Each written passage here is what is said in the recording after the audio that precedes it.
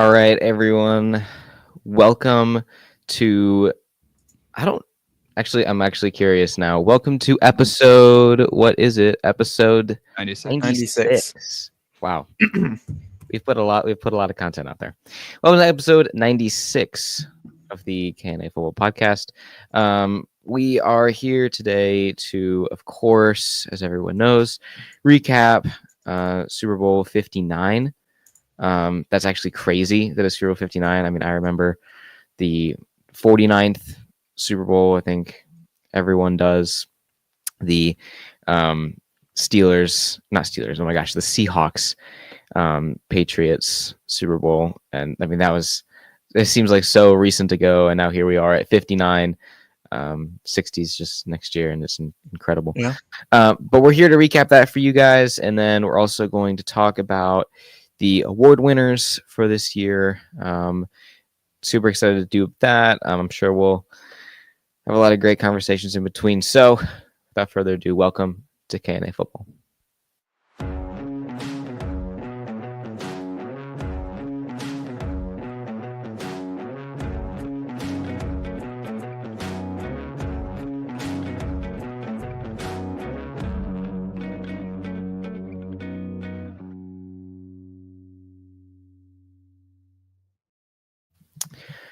All right, everyone, welcome back.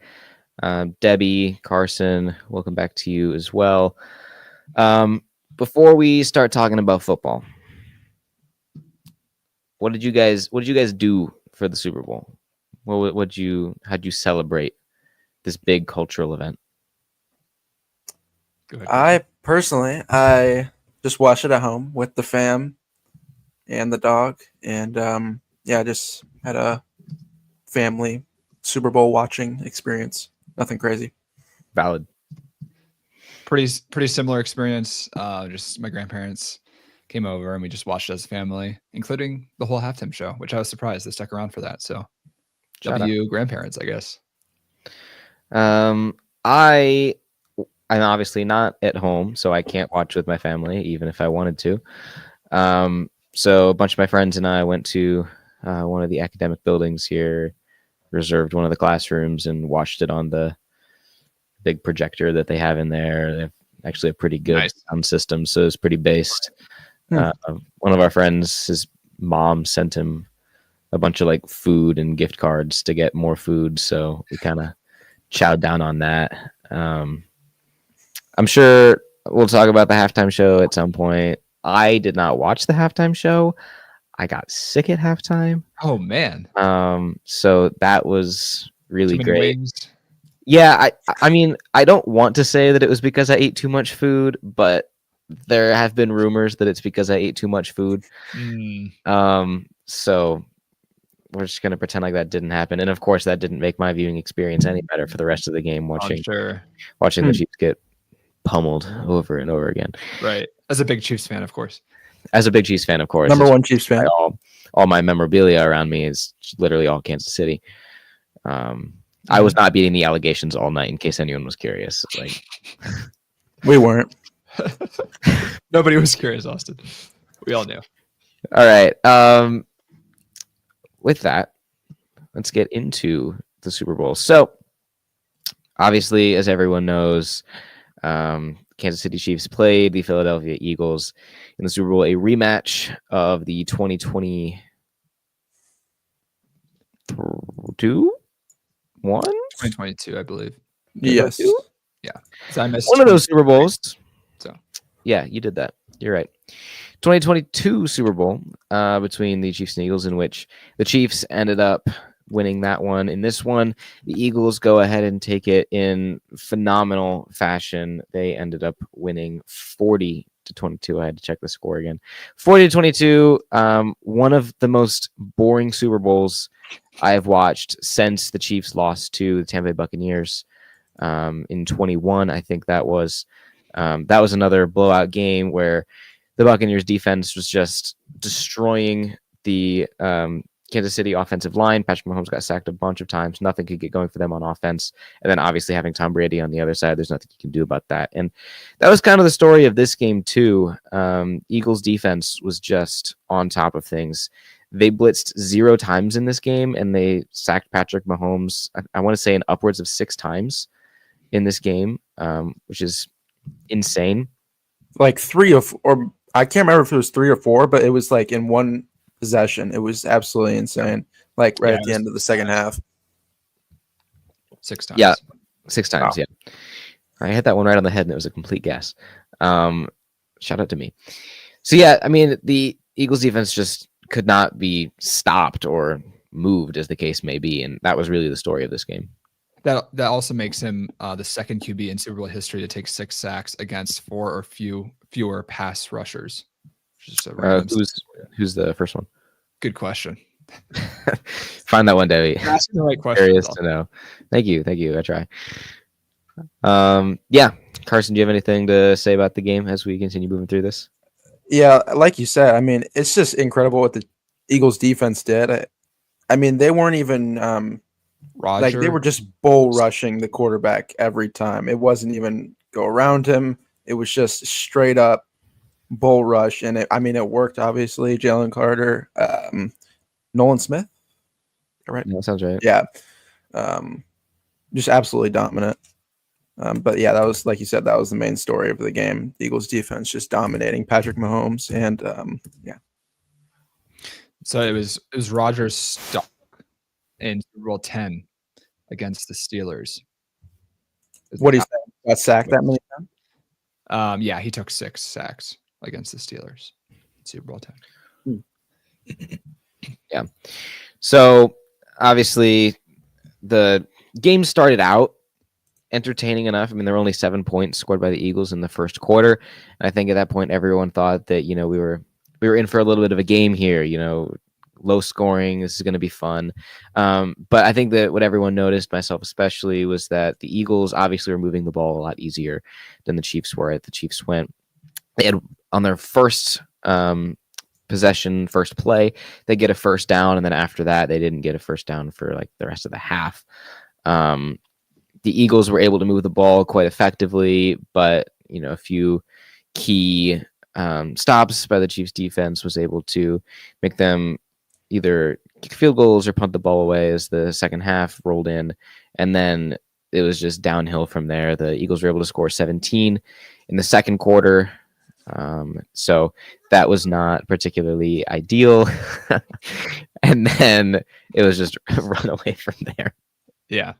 Something that was interesting that I heard one of the announcers talking about during this game, and I don't know if one of you guys have more insight on this, but they were talking about how the Eagles' offensive line was able to attack Patrick Mahomes so fast that he wasn't able to get these short passes out that he usually does, which gained them a lot of yards. And instead, he was having to throw longer passes, which then resulted in more turnovers and then missed catches on the receiver's side. I thought that was an interesting analyzing the situation of like analysis. Why analysis? Thank you. Analysis of like I become Caden. Sorry, Caden. Even when he's not here, he's getting flamed. I was catching strays.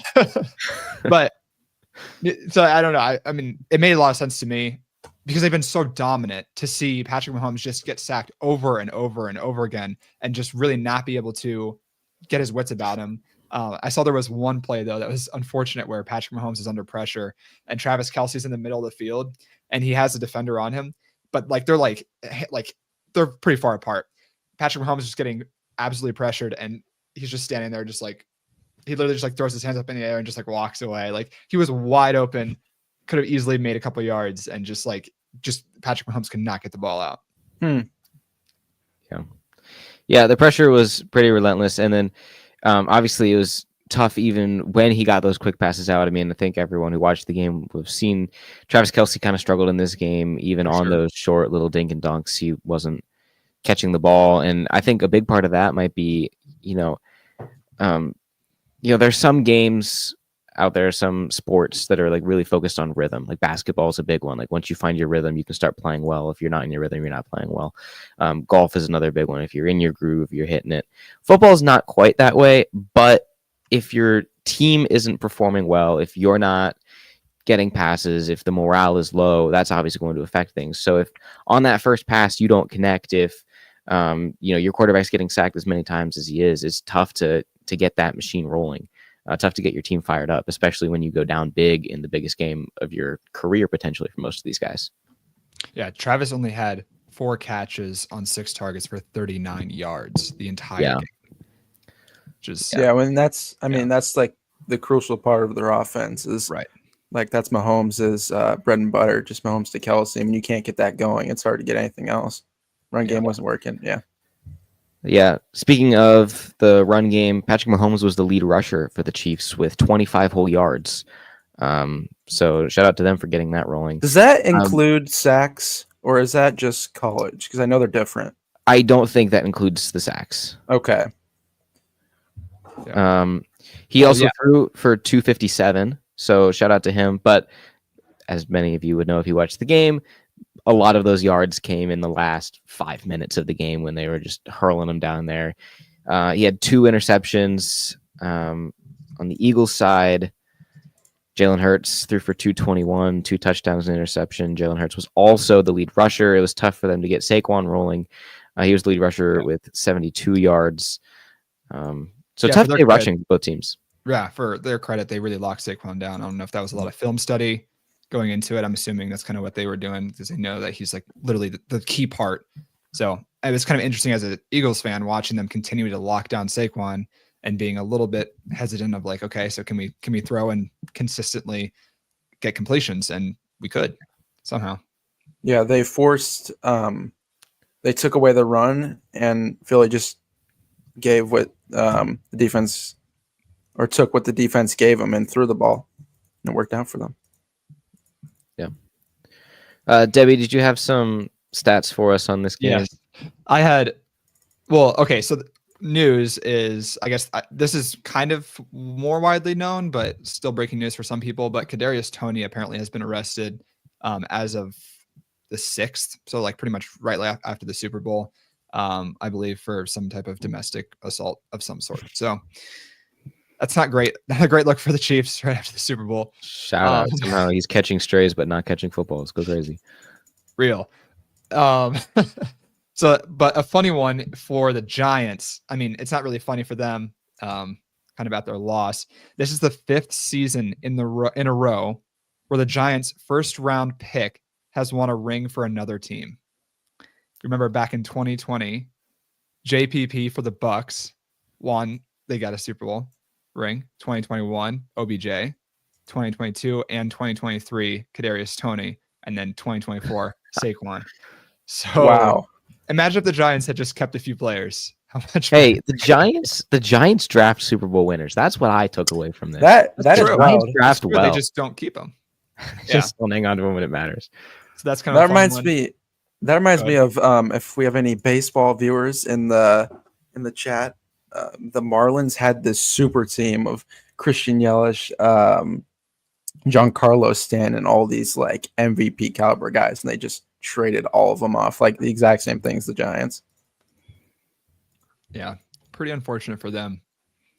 And this is just kind of another stat showing how the deficit at the halftime. So at the halftime, Chiefs had 23 yards in total.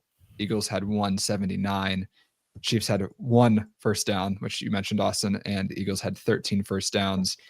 Time of possession was the Eagles had double of what the Chiefs had. Chiefs had 10 minutes and 1 second, and the Eagles had 19:59. So, I mean, just absolute domination in the first half. Obviously, both sides got a little tired towards the end there, but I mean, I don't think many people saw that coming. Yeah, it was kind of nuts to watch.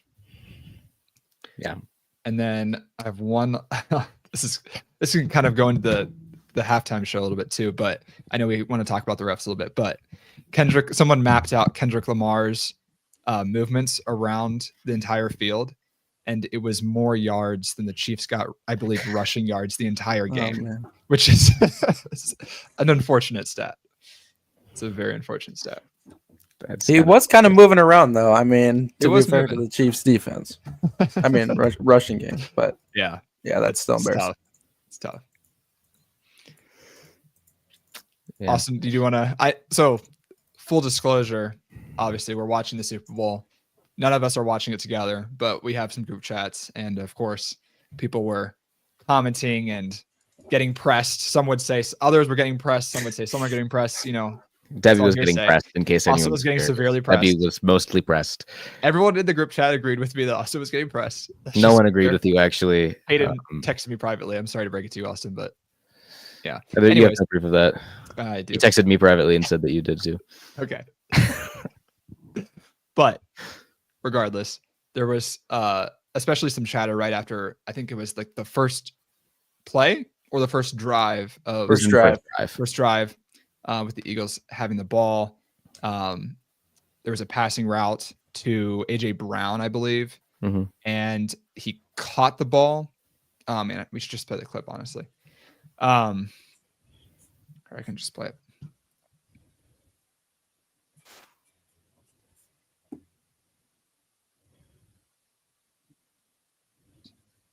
And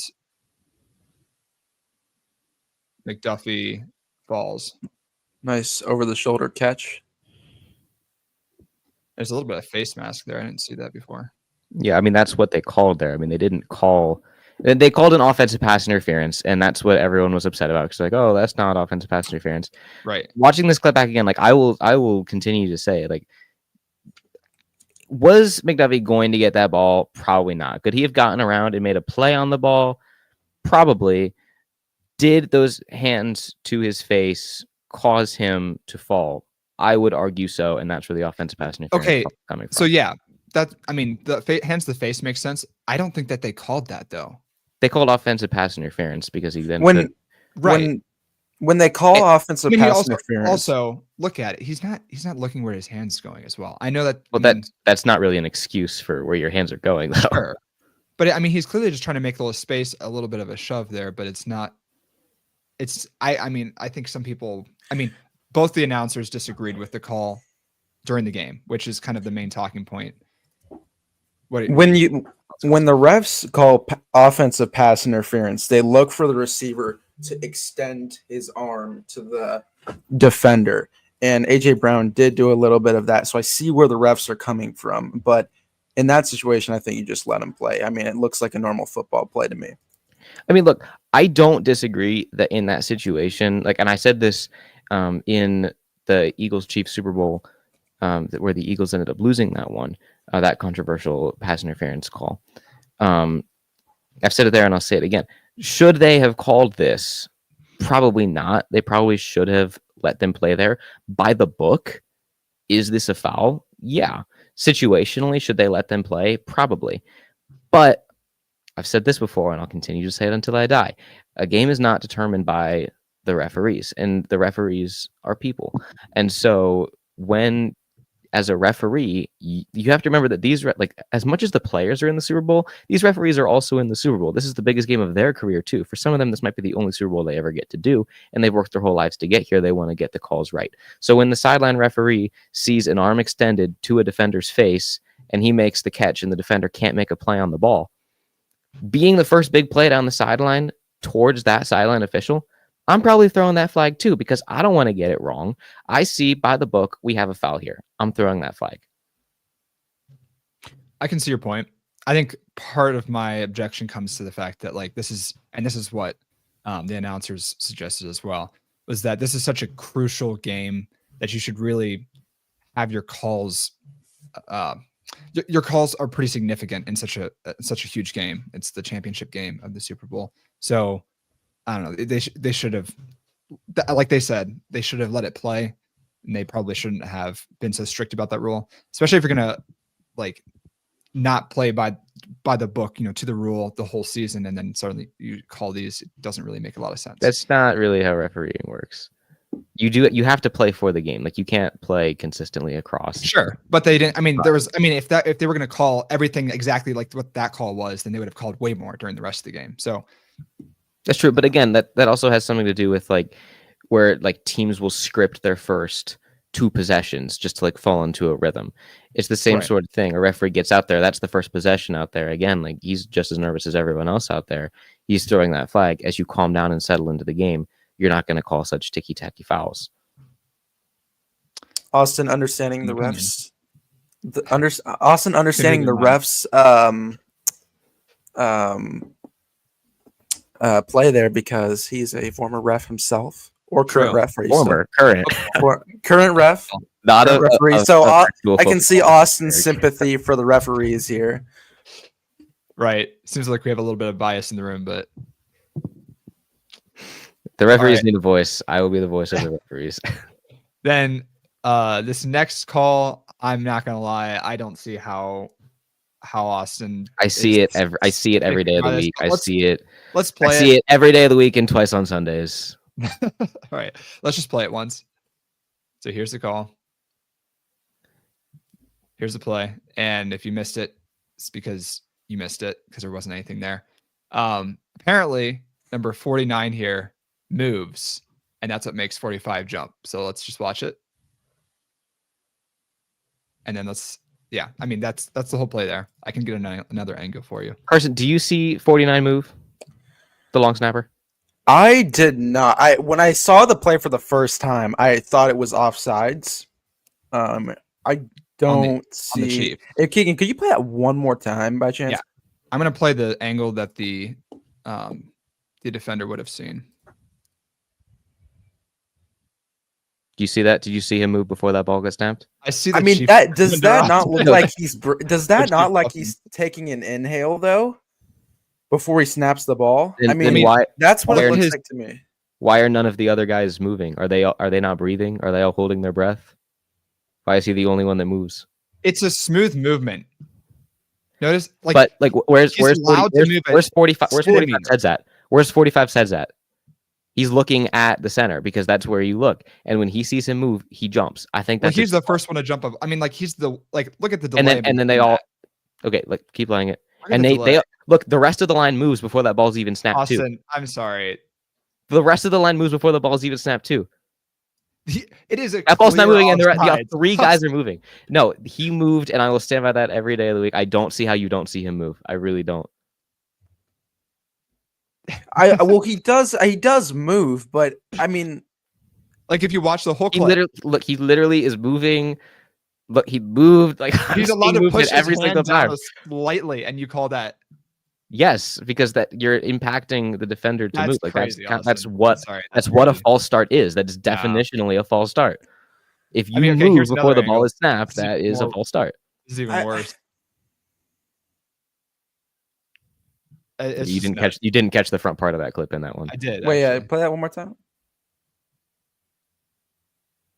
Again, like he moves right there before the ball is moved. It looks like he's just kind of extending his arms, kind of. It totally looks like he's just extending his arms. And I mean- sorry, when a snapper extends his arms, he's doing what? Snapping the ball. So they shouldn't move when he moves his arms, right? Probably shouldn't be jumping when he goes to snap the ball. When he It moves looks his like arms, he was pushing the ball into the ground, not moving totally. back. so his arms move, and so the defender shouldn't jump because they should know that he's pushing that into the ground, right? So you have to stand like If they- like absolutely still. Yes, that is what you have to do on not offense. You physical cannot. possible. Yes, It's that not is physical the possible. rule, though. You have to stay still. You can't do anything to force the defenders to move. Well, I guess we'll let the viewers decide because I think that's pretty obviously. I think that's a great call. They made the same call later in the game. It's a fantastic call. Even Tom Brady, if you want to go by what he was saying, and I didn't like Tom Brady's commentary in this game, but even Tom Brady was saying, yeah, I was trying to get away with this in New England for a long time. And then some guy named Mike Pereira got on my snapper and I about this and started calling false starts on us. He's like, so I think this is a good call. Austin is certainly entitled to his opinion, but it will not help the Chiefs win any more than they will not get any more points on the board. That's the other thing that bothers me mostly about this. And then I'll shut up about the refs until next season. But the other thing that bothers me is everyone who complains about the refs all year, and then, you know, the Eagles win, and everyone's like, we won in spite of the refs. And it's like, okay, really? Like, that's not, like, you can't have it both ways, man. Like, you can't be like, oh, the refs. And then the Eagles win, and you're like, yep, we won in spite of the refs, everyone, even though the refs made no calls in this game that would have impacted this win whatsoever. Like there was nothing you could have done. It was like, oh, it's because they knew that they couldn't get away with it this time. It's like, really? They're getting away with it all season. That's your argument. But then the Super Bowl rolls around and they're like, oh, yeah, we're going to let this one play out. Let's just play devil's advocate with the argument, though. For most of the season, the Chiefs won by very slim margins, right? That does not. Let me finish. We talked about this on the podcast, how they just were barely sneaking by with like, I mean, okay, some of them obviously were not the refs, like the goal, like the ball hitting the goalpost, things like that. But we have to agree they won by very slim margins for a lot of games. And 2 years ago, the Vikings were 15-1 and had a negative point differential and made it to the first round of the playoffs. That doesn't mean the refs were rigging games. All I'm saying is that I can see how these people say that those games could be more easily rigged. There's more crucial calls because of how slim the margins were versus this game where the Eagles just completely blew them out. That's all I'm saying. But they did absolutely blow them out, and you can't do anything about it, Austin. I'm sorry. Look, I'm not saying that like, oh, well, you know, maybe I should start whining that the referees didn't call things in the Chiefs' favor and they were being biased against the Eagles and letting things go. Maybe I should start complaining about that. No, congratulations to the Eagles. Games are not won or lost by the referees. The Eagles obviously played the better game in this one. Even with locking down Saquon Barkley, Jalen Hurts was able to win Super Bowl MVP and carry his team to his first ever Super Bowl. Also, let it not be passed over, but didn't Caden not predict that the Eagles would win? He predicted the Chiefs and Eagles in the Super Bowl. Didn't he also say that the Eagles were going to win the Super Bowl? I think that his we're gonna need to fact check that one. I don't know. He did. But we'll have to see once. But anyways, Crazy prediction. it is a crazy prediction that Okay. he gets the Eagles and the Chiefs in the Super Bowl. We'll have to fact check our own fact At- on that one. Right. Real. All right. Do you want to move on to the halftime show? Sure, you guys got this. All right, Carson, kick us off. What'd you think? Halftime show. I'll give it a solid 8 out of 10. I actually knew the music, so it made it more enjoyable. Past Mhm. years, they have like Little John out there, and I'm like, okay, what are we doing? I'm pretty sure it's pronounced Lil John. I'm sorry to any Little John listeners out there. I'm You sorry. said it again. It's Lil. I'm gonna keep saying Little. You're right. I'm just gonna keep saying that. Solid performance by Kendrick. There was nothing that was like too crazy about it, but I liked it. Yeah, Fair enough. I think Keegan. it's kind of funny watching the reactions. I think at this point, every Super Bowl halftime show, everyone thinks it's either the greatest thing of all time, or people think it's Or like the of worst. all time. Yeah, And yeah, I mean, you saw all the types of different people from media, could be any type of media, commenting on how much they either loved or hated it. I don't know. I personally liked it as well, but I also am a Kendrick fan, and I listened to his music, so I understood the lyrics. But I mean, he had a great lineup, played most of the songs that obviously people would know. Famously played "Not Like Us." That was pretty fun to watch him call out Drake and then deviously smile, right, looked right into the camera. just like let out the biggest grin of all time. He was cheesing. Yeah, he was cheesing hard, but yeah. And then what's her name? The tennis player, SZA. Serena Williams. Serena Williams, thank you. Crib walking was kind of crazy.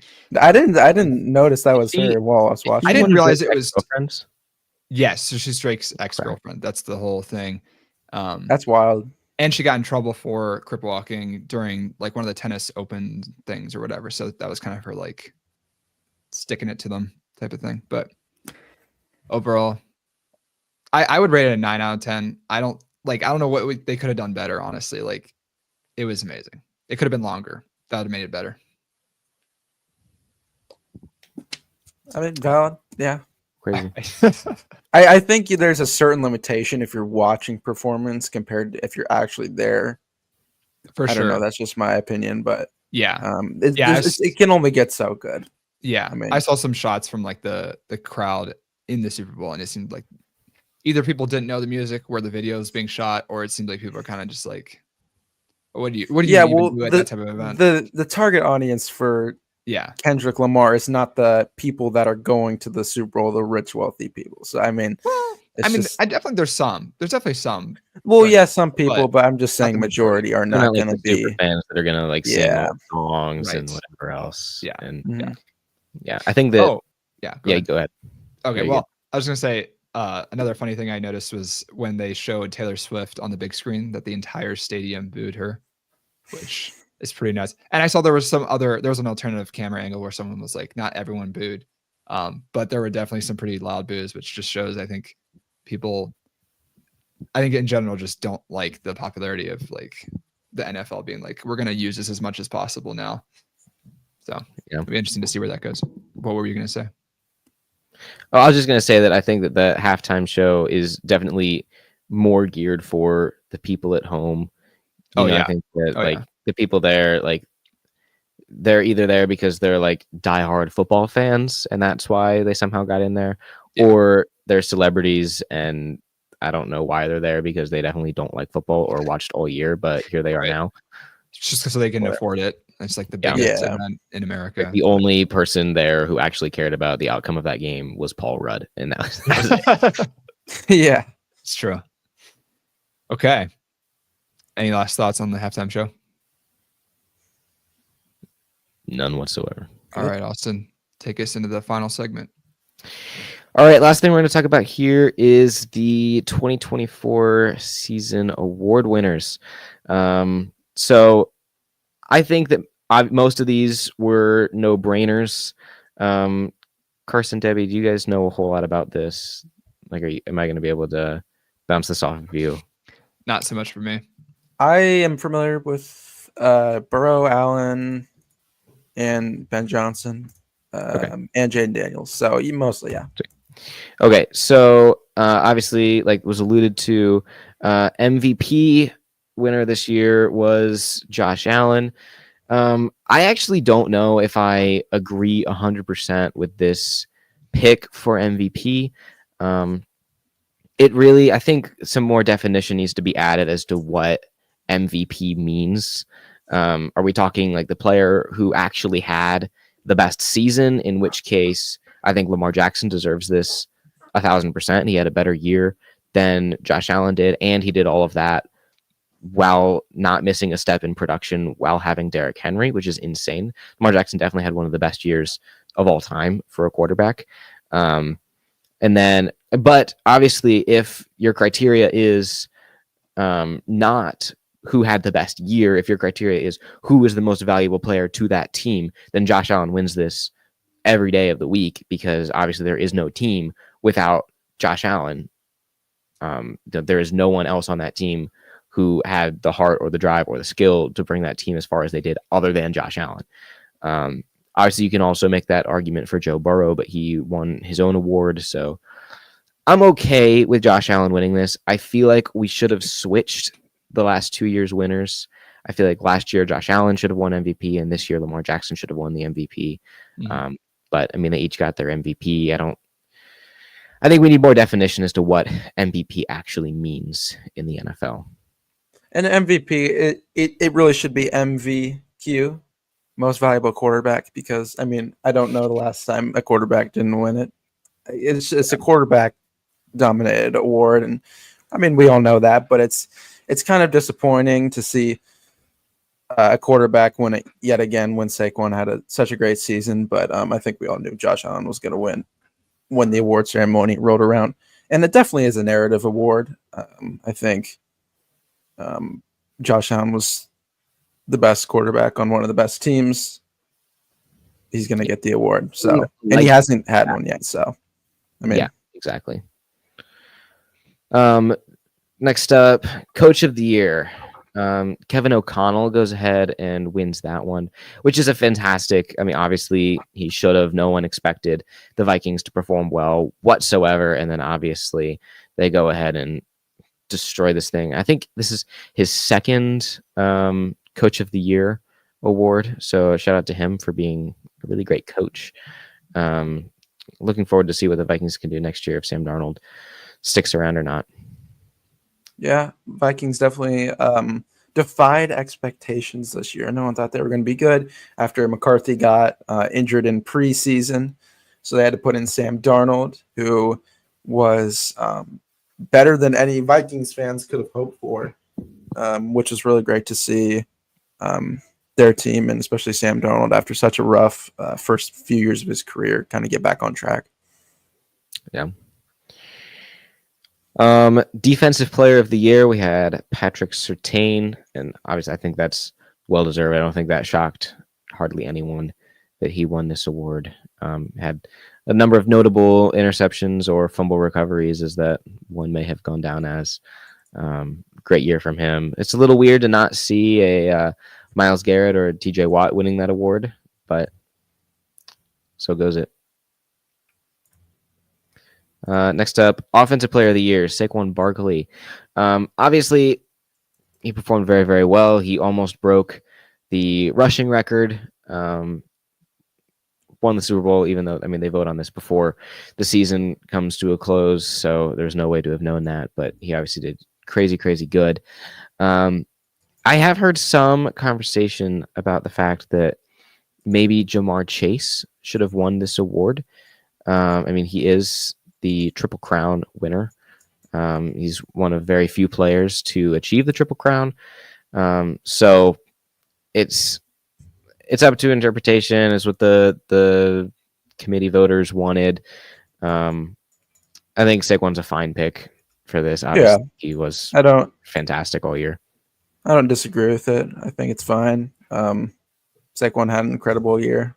I think he deserves it as much as anyone else does. I agree. Defensive player of the year, or defensive rookie of the year, I should say, is it Jared Verse? Is that how you pronounce his name? I would not know. I wouldn't know either. I've actually not familiar with his game whatsoever, and I have no idea who this man is. I do not either. Probably not relevant. Offensive rookie of the year, obviously everyone knows Jaden Daniels. That was always going to be the case. He had one of the greatest rookie seasons that we've ever seen. So shout out to him. Excited to see what he can do next year and for his career after, for that matter. And then comeback player of the year, Joe Burrow goes ahead and takes this award. They recently, as of this year, updated what comeback player of the year means, because, you know, it was kind of vague. It's like, come back from what? Like, come back from being really bad, because then you get guys like Geno Smith winning the award, even though, like, you know, he was injured a little bit, but it's mostly because he came back from being bad. Mm-hmm. And then instead, they update it to you have to come back from an injury. So that definitely gives a lot more precedence to like what this can be, instead of just being like who had a good season that had a bad year last year. It's okay, who was injured last year that can win it this year. And obviously that goes to Joe Burrow. He had a crazy year. Obviously, like I mentioned, in the running for MVP, he was in that conversation. And he spent most of last year out with lingering calf injuries or hand injuries, things of that nature. So it's not a crazy injury to come back from, but an injury nonetheless, and that's why he won this award. Yeah, I think it's well deserved. I actually didn't know that they changed the criteria for that, because I was thinking, hey, hold on, what about Sam Darnold? I think he had a I thought Sam Darnold should have won too until I saw the criteria update. Yeah, but that makes sense, bro. Had a season-ending injury last year, came back, threw for almost 5,000 passing yards, almost 50 touchdowns, had an incredible year. Makes sense. Yeah. So, that is going to do it for us today, I think. Debbie, do we have anything else prepared? Not that I know of. I think we'll probably do, we'll see once, but we probably will do like one more episode, just kind of recapping the entire season. We usually do that one. And that would probably be it for us this season. Come back for season 4 next year, which is kind of crazy. Before that, make sure you tune in over the summer. Right. I have a very, very special date with a lovely teddy bear that is in store for you all. Can't wait. stay tuned for that. Can't wait. Yeah. Awesome. All right. Well, that is going to do it. Obviously, like Debbie alluded to, we have one more episode to get through potentially before this season of KNA football comes to a close, just like the NFL season. I can't believe that it went so fast. It feels like just not that long ago, I have my desk set up backwards in my dorm room, so that way the lighting is just right for this. And even then, it casts weird shadows on my face. And I thought, man, the NFL season is never going to end. We have so many. We have from August until February. This will go forever. And now here we are, come to a close again. And that's okay though, because we all know what next year is. That's the Browns' year. See you guys next time. Thank you all for watching.